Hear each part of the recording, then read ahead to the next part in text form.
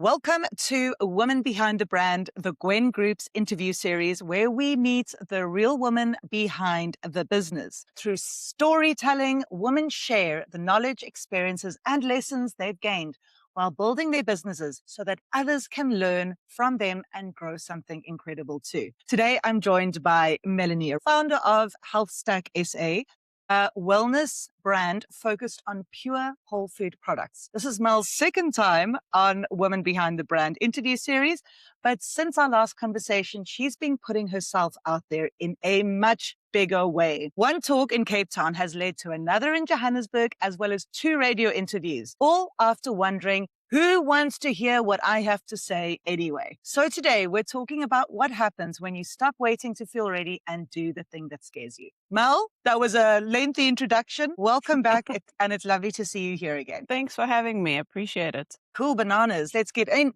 Let's get in with the exciting news. So what has happened since you began showing up more consistently on social media? I think that's a great place to start. What's been happening? There's been a lot more engagement with people actually starting to ask questions and engaging with me more. And it's really amazing where you almost start building a relationship with your audience, where you get to have an insight into what they're thinking, the questions that they have, and you can then from there start answering some of their questions. And we all have experiences in life, and once it starts becoming like a conversation where you integrate that and you become more human. So yeah, that's really been an interesting side on the social side. And then on the putting myself out there in the public space with the last expo I did, nerve-wracking, but it was really an amazing experience of when you actually just step out there and you bring to the table your experiences and the way you think and how you question things, and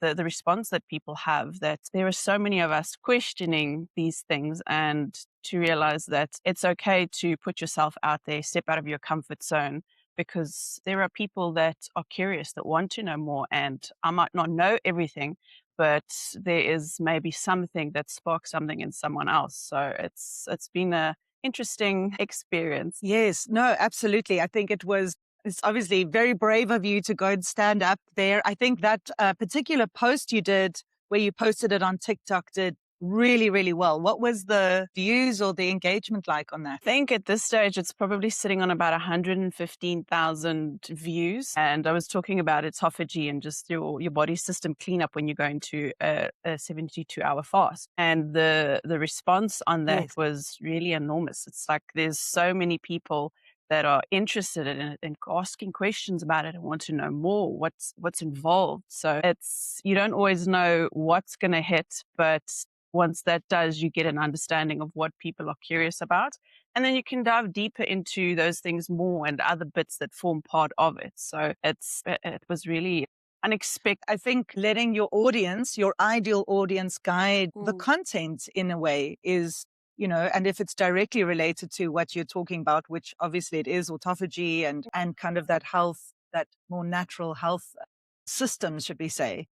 So that's fantastic. Well done on that. I haven't had that much success yet on a post, but yeah, we're getting there. We're getting there. So before getting yourself out there, you had this opinion. You were saying, who wants to hear what I have to say anyway? It's just me. So what was this kind of screw it, I'm doing it anyway approach? Like, how did you actually just get started from having more static images and more traditional advertising or content? How did you then transition into this? What was the thing that happened? Well, it was a lot of nudges from a lot of different sides, with a lot of people telling me that I really need to put my face out there, and they can see when I'm interacting with people at shows and expos how engaged I am with people. And I actually love that part of that one-on-one connection with people. And when you've got an online business or you've got your products in retail stores, you don't get to build that one-on-one relationship with the people using your products. So for me, with a lot of nudges and not really wanting to do it, and I don't like being in front of the camera.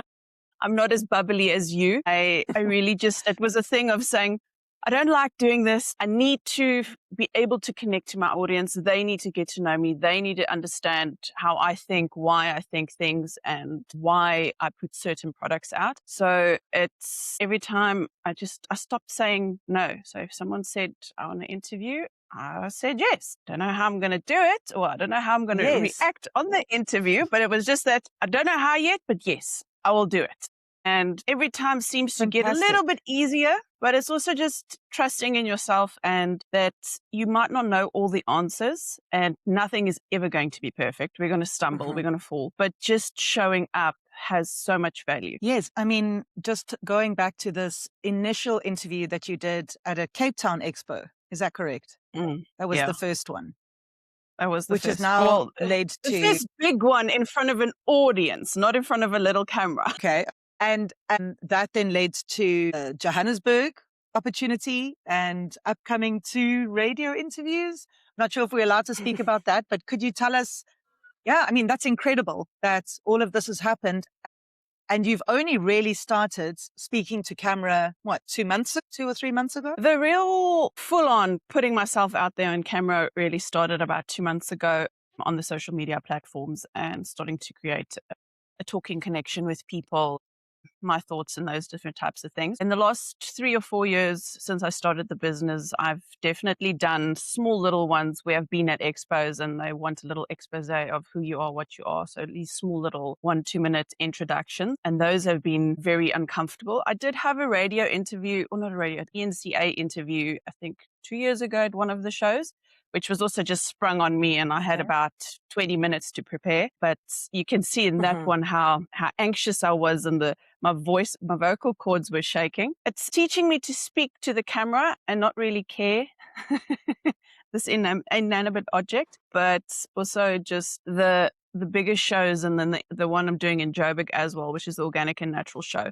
It's really an amazing platform where I've been with them for the last 3 years.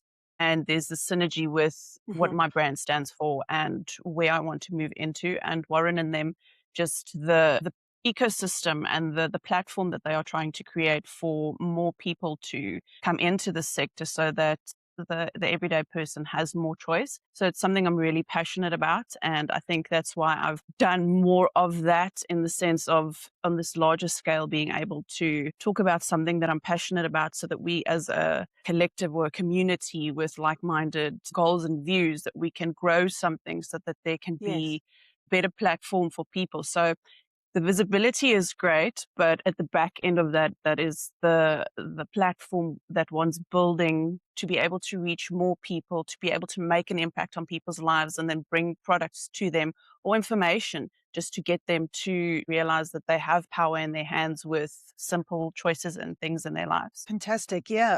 I would love to. Firstly, that's great that you are using these platforms to educate and that you are developing yourself in the process of wanting to help others, which is great.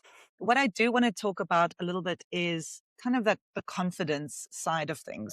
I always wonder about confidence. Does confidence come after you do the thing? I tend to believe yes, but how did it work for you? How confident do you feel now as opposed to when you first started? Obviously, repetition is going to make us more familiar, but what about that confidence and saying, actually, I'm okay with standing up here? What's your feeling inside around confidence? Think confidence to not put it in someone else's hands and put it in yours. So that thinking of they're going to judge me, it's going to be so bad, it's all of these things. And to realize that you have something to say, and you will have the people that you are speaking to and are hearing you. There are the people that don't relate to you at all.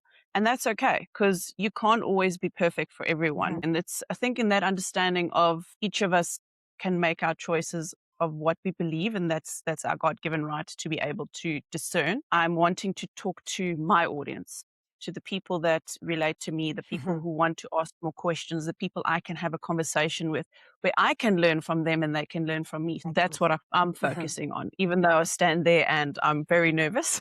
And I You know, think speaking to the person who you know wants to hear what you have to say. yeah, definitely. And also just that being able to realize that you have support and community around you. And they will always be there. And the back end learning with the coaching group and everything that we're all in it's really an eye opener to see from a different perspective. So it's also being open to not just believing in our own thoughts about ourselves, but that other people see value. Yes, yes. And I think, yeah, just being able to have those kinds of conversations. I always find that I leave one of the coaching sessions with something unexpected. I just didn't really go in thinking, I know what I'm going to learn today. It's always something kind of subtle. It's a slight shift. It's a little mindset change. So I think, yeah, those sessions have been really useful. I just want to quickly chat about Health Stack for a moment. And in 2 sentences, if an audience has never ever seen you before, what is it that you do? And after you've answered that, how do you stay committed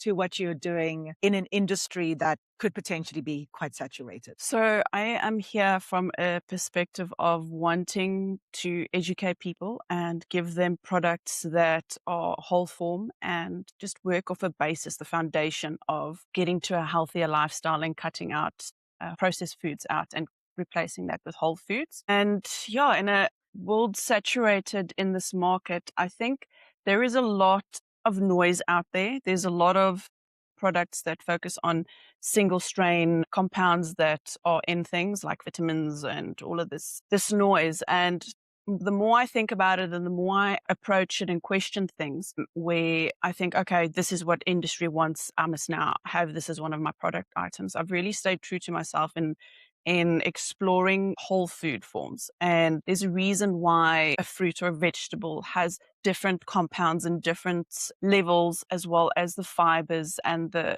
sugars, the natural sugars and things. There's a reason why it's created. It was designed to nourish us on a cellular level, but in a balanced form. So for me, I've really been trying to stay true to that, where I don't see that in the market. And I don't want to just sell people products. I want them to understand that they've got the power in their hands with the foods that they eat. My products just come in and help support something that you're really starting to be on a journey with that works on a basis.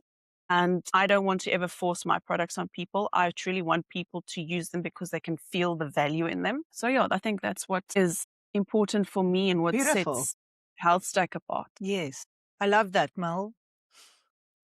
Thank you. I think that's a great mission. So what about for the women listening here? What is something a woman founder can do this week to feel or to become more visible, especially if she's wondering herself, who wants to hear what I have to say? What would your advice be to a woman like that? Just do it. Like, don't delay it. The thing that you Nike's keep been putting saying off, it for 20 years.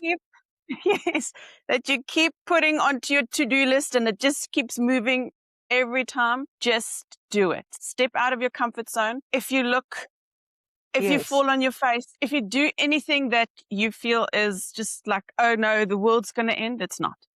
We are all human, and it's in those imperfections that we are able to connect with other people. So you are Yes, amazing. connect You are authentically. able to do anything that you put your mind to. And we only get better by doing the things that we don't want to do. And it's in that journey of doing them that we learn how to do them better, because nothing is ever perfect when it starts. Beautiful. What a beautiful way to end this podcast. Thank you so much, Mel. Love Thanks for speaking your to you time. I really again appreciate and it. hearing this next part of your story. And we are going to be checking in again in a couple of months. So I cannot wait to hear what developments you will be up to then. Awesome. And yeah, to all the ladies out there, if you enjoyed this conversation, follow along for more stories from women founders, entrepreneurs, and professionals. Please share this interview with a woman who needs a reminder that her knowledge matters, her voice has value, and she doesn't have to feel completely ready before putting herself out there. And of course, to learn more about the GWEN movement, visit www.thegwengroup.co.za. Thanks for watching. Bye.